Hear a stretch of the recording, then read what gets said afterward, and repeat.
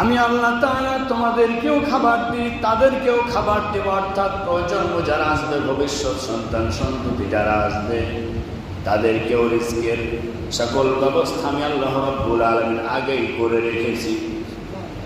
সকলকে খাবার দেব আমি। মা মিন দাব্বাতিন ফিল আরদি ইল্লা আলাল্লাহি রিজকুহা ওয়া ইয়ালামু মুস্তাকাররাহা ওয়া মুস্তাওদাআহা কুল্লুন ফি কিতাবিন মুবিন। রব্বুল আলামিন বলেন, এই পৃথিবীতে আসমানের নিচে জমিনের উপরে এমন কোনো প্রাণী জীব নেই যেই প্রাণী জীবের রিজকের দায়িত্ব আমি রব্বুল আলামিন গ্রহণ করি নাই। সুবহানাল্লাহ। সকল সৃষ্টি জীবের রিজকের দায়িত্ব কার? সবকে খেতে দেন কে? পড়তে দেন কে?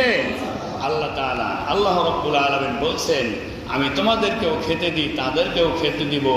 এই ভয়ে তোমরা হত্যা করিও না যে তাদেরকে কেমন করে খাবার দিবা।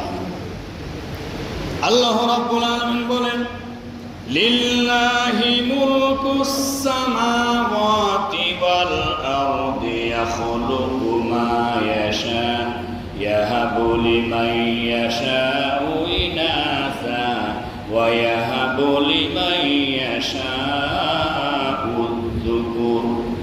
রাব্বুল আলামিন বলেন, লিল্লাহি মুলকুস সামাওয়াতি ওয়াল আরদ, আসমানের মালিকানা জমিনের মালিকানা একমাত্র আমি রব্বুল আলামিনের। ইয়াখলুকু মা ইয়াশা, আমি আল্লাহ তাআলা যখন যেটা চাই তখন সেটাই সৃষ্টি করার ক্ষমতা রাখি।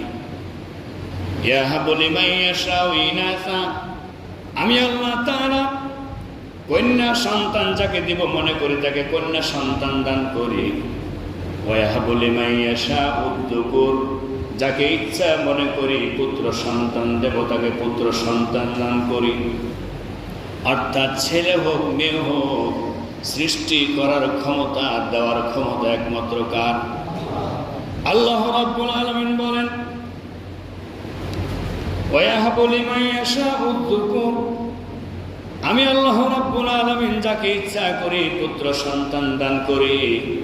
এই পার্থিব জীবনে, দাম্পত্যময় জীবনে স্বামী স্ত্রীর চাহিদা কামনা বাসনা থাকে। কারো এমন সন্তান যদি পুত্র হয় তো ভালো হয়, কেউ পুত্র সন্তানের আশা করে, কেউ বা কন্যা সন্তানের আশা করে। আবার দেখা যায় কারো কন্যা সন্তান হয়েছে, আর একটি পুত্র সন্তান হলে বাস আর কোনো প্রয়োজন